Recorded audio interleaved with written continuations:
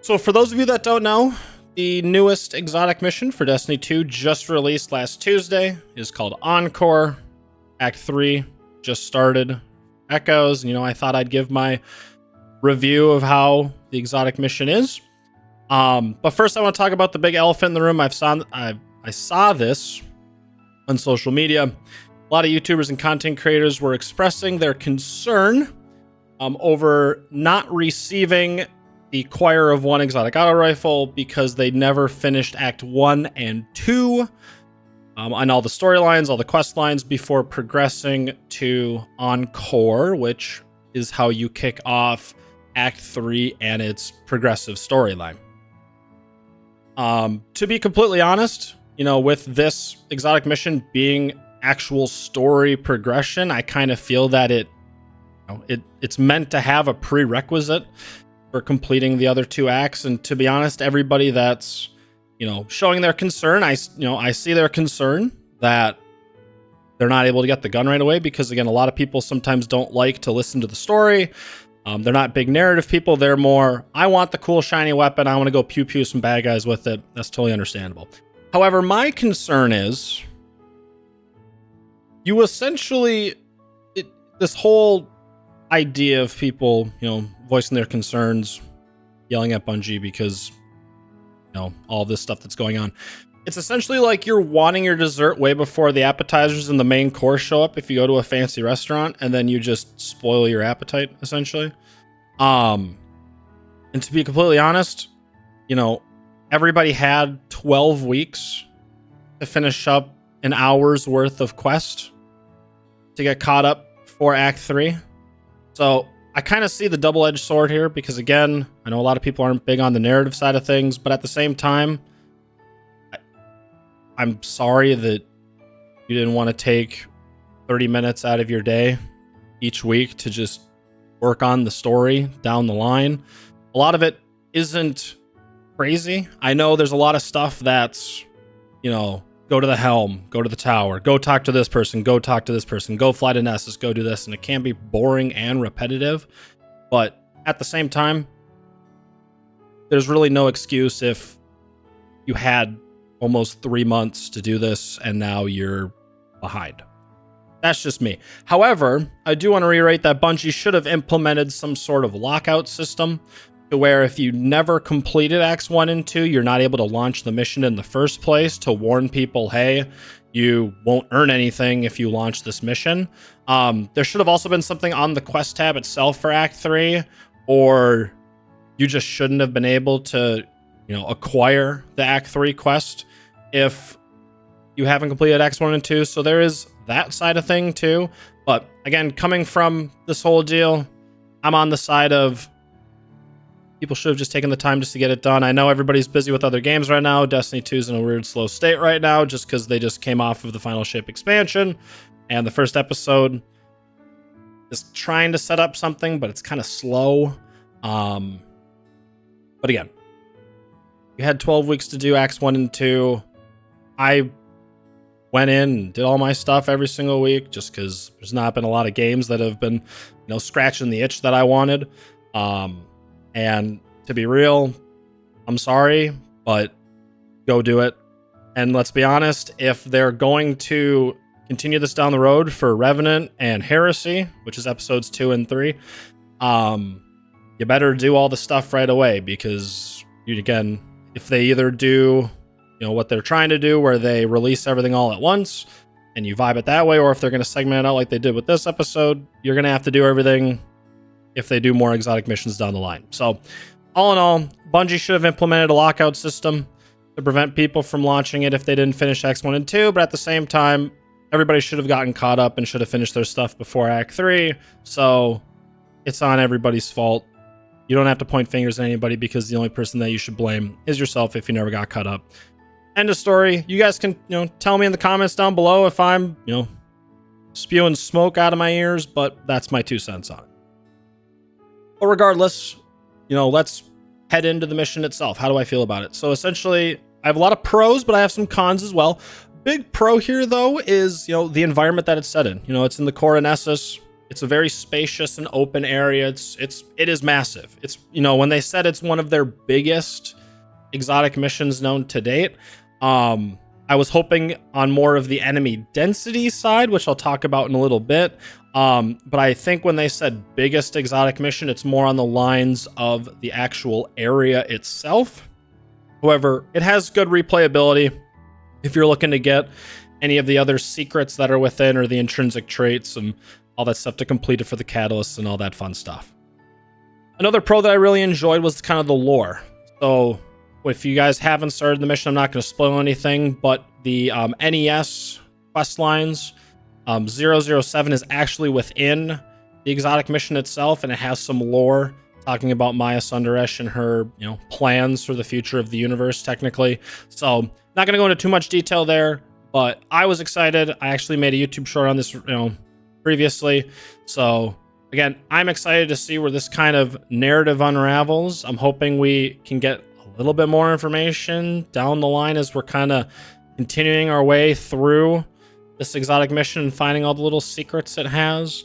But all in all, I think it's going to be interesting. It's got some juicy parts in it, and I can't wait to learn more once we get our hands on, you know, NES 008, 009, finish those out, and then have the conclusion, cutscenes, and missions and all that stuff for the episode.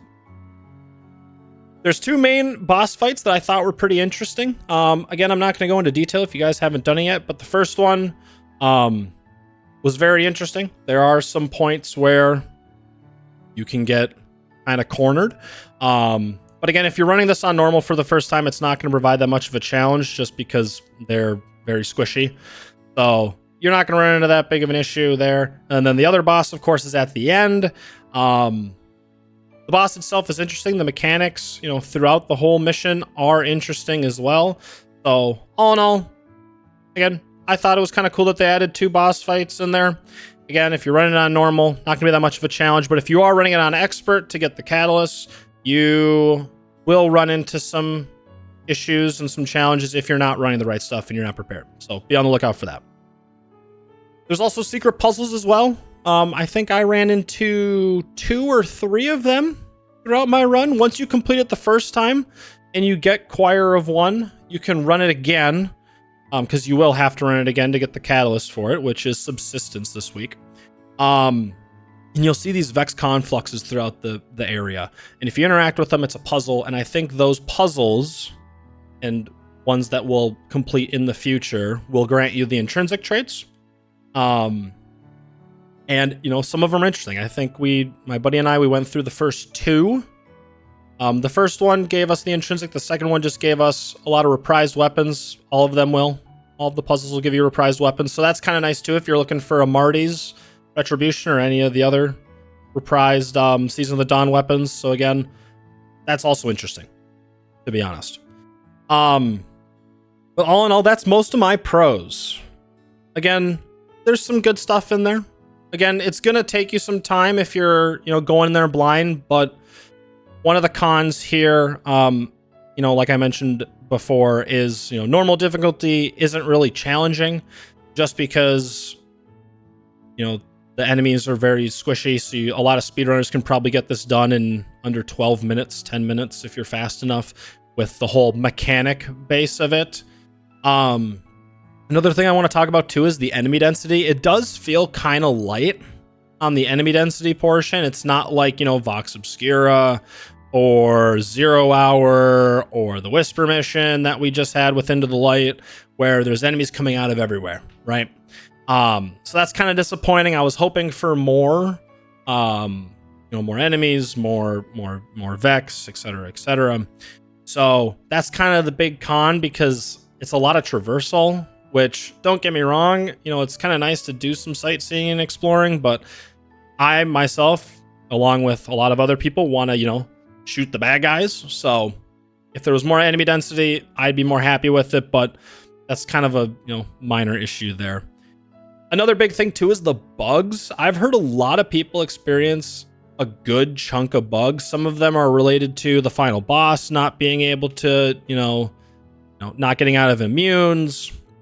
You had some players not being able to pick up the NES 007 quest, which is interesting.